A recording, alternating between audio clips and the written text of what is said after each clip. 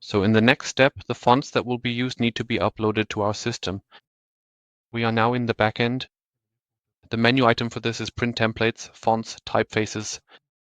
And this is the area where I need to upload the fonts that I want to use again through our software. I also need to name the font. And the moment I have completed this upload, I will see it down here. Also, a small preview of the font. Of course, we do this separately for both font styles. You can upload TTF, UTF files, PFB and PFM files, and WAF files also work. Once we have uploaded all the fonts, we can now move on to the print templates. There we can create a new design, a template.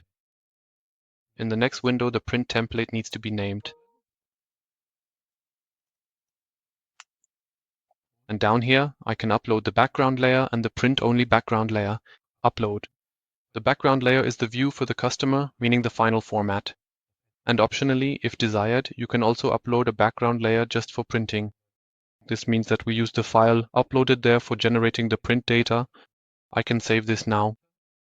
Then the PDF files are uploaded, a preview is generated, which takes a moment. And then I also get a view here of what I have uploaded. So for the background layer, it's the final format for the view in the front end for the customer. We can also see here that I have uploaded 2 pages. The system also reads various parameters from the PDF document here. The dimensions, the number of pages, the PDF version, and so on. Down here, I had uploaded the document with the 2mm bleed all around. The system recognizes that as well. Nevertheless, the 2mm offset horizontally and vertically still needs to be set here. It needs to be stored. As a tip, I would recommend creating an item and linking it to this print template already at this early stage of print template creation.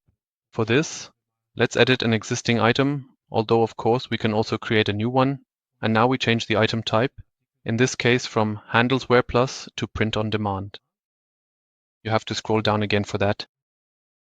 The moment I have changed the item type, I have the option here to link the previously created print template. The input mask, these are the editors for the front end. There's the form-based editor, which is the most up-to-date one. That's the one I would recommend as well. What I also still like to do, down here, we have a responsive design in the front end.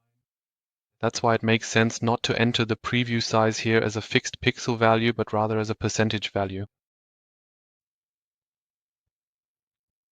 This gives me the option, you can see it here now, if I refresh once, the button changes to Continue to Personalization. And when I click on it, I can already take a look at the print template in the front end. Of course, the variables are still missing here. We'll need to add those in a moment, but in the back end, we already have a rough preview. That's about it for now. And here in the front end, of course, we can see how the customer will see it later on. That's why I would always link the print template directly to an item after creating it, so I can view it in the front end.